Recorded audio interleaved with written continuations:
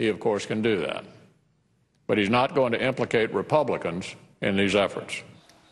So is his plan more of a sellout? Former chief speechwriter for President George W. Bush joins us now to weigh in and has written a great piece about this and basically calls the McConnell plan a sellout. And I want to quote something from your piece in part. You say the point of the McConnell plan basically allows Republicans to wipe their hands of responsibility, but you say that this basically makes them co-conspirators in raising the debt ceiling. How so? Absolutely. Well, listen, if your goal is to give Republicans political cover to vote to raise the debt limit, but seem like they didn't vote to raise the debt limit, this is politically brilliant.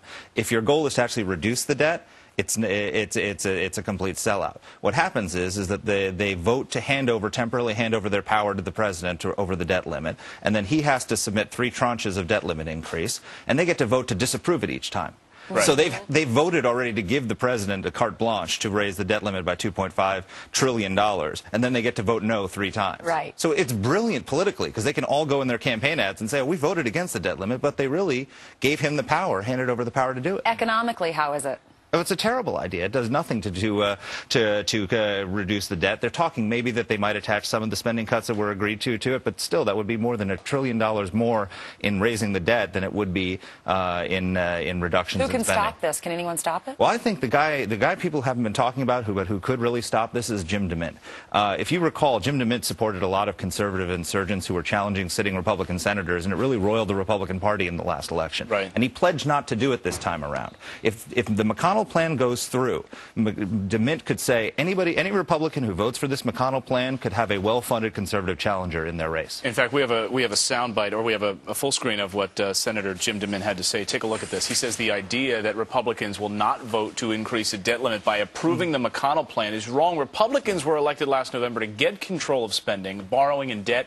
The last thing we should do is make it easier to spend and borrow money. Exactly. Now, Jim DeMint is doing everything he can. He said he's going to filibuster the McConnell plan, but what really will scare Republicans into voting no, not just having DeMint filibuster it, but having Republicans frightened to vote for the McConnell plan, is if DeMint says if you vote for this, you will have a conservative challenger, a well-funded conservative challenger in your Republican primary for anyone who votes for the McConnell plan. To get your interest on this story, because this week we're seeing the space shuttle do have its final launch, and really, the president made that phone call up to the astronauts the other day, and Sure. It's kind of sad because, you don't hear much of a plan, right? You don't hear much leadership coming from Washington as to the future of this country. And not only, the shuttle program ending, we don't have a decision to invade Libya, whether or not to give the Libyan government authority there. And it seems like this White House is, in a way, leading from behind.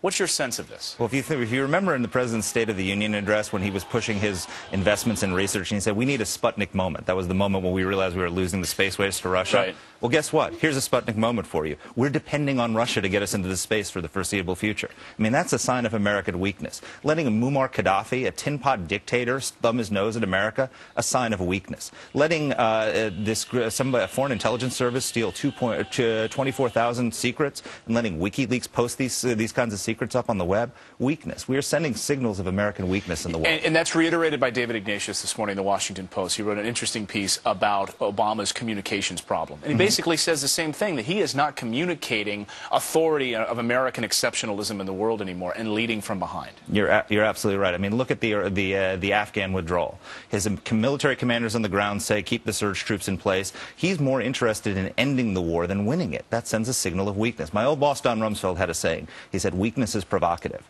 And I think if you keep sending these signals of American weakness, eventually it's going to come back to bite us. Mark Thiessen, you're great. Thanks so much for being with us. Thank you for having me. Thanks so much for being in studio this morning. Thanks, Mark. Coming up on the show, imagine sleeping in a tent and a